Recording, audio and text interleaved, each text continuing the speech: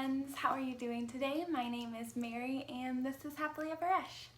So today I am coming to you with my very first library book haul, and I am so excited to share all these books with you guys.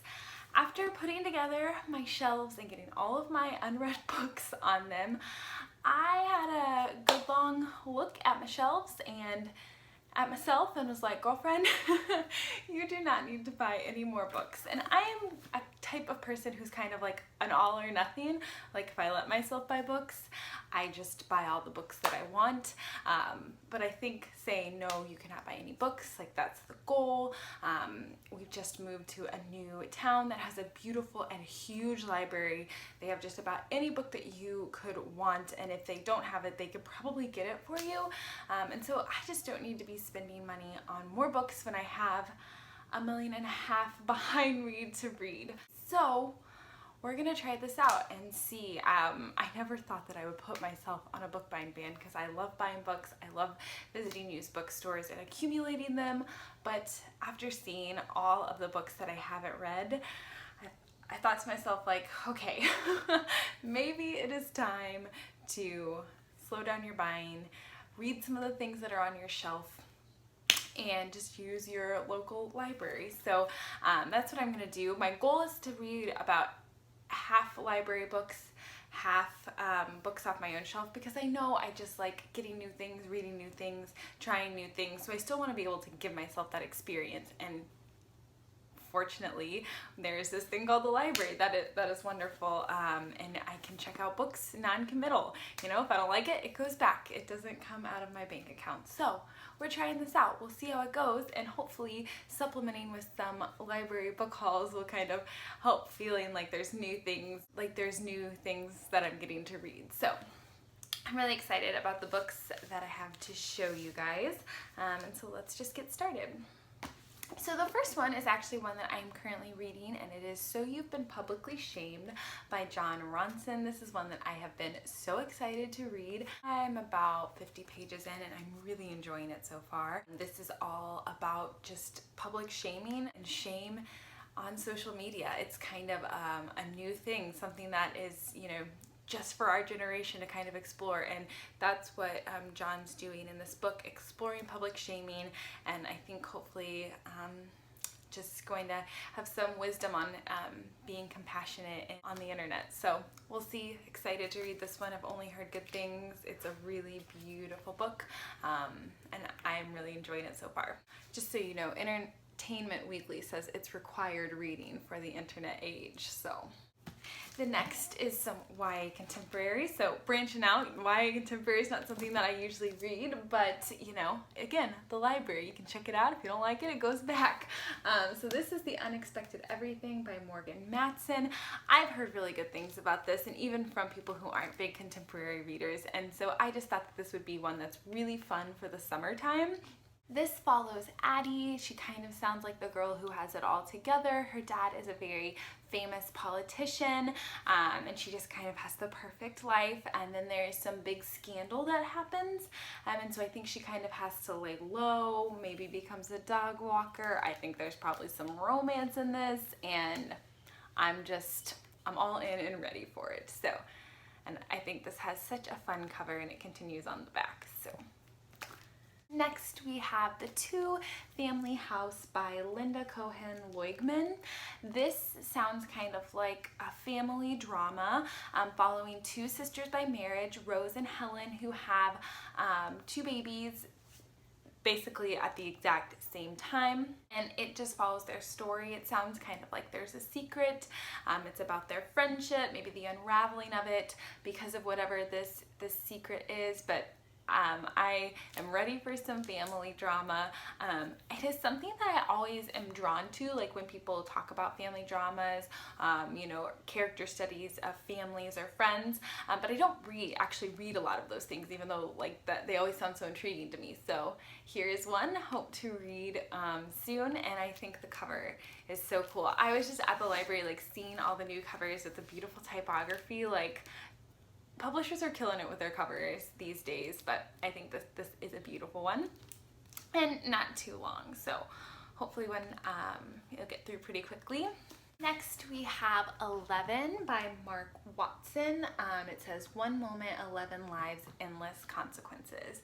And this just sounds great. This follows Xavier Ireland, who is a radio DJ, who has a huge kind of fan base, like following, but he leads a pretty quiet life on his own, playing Scrabble, kind of having a weird friendship with his co-host Murray, you know, kind of just quiet, not this big rambunctious dude that's, you know, the radio talk show host. And that's, you know, he's kind of content on being with himself until one day he meets a lady named Pippa, and I think kind of just develops this reliance on her that maybe he didn't think that he needed to have for people. So anyway, it just sounds like such a fun, warm, compassionate story. And something that I'm really excited to read too.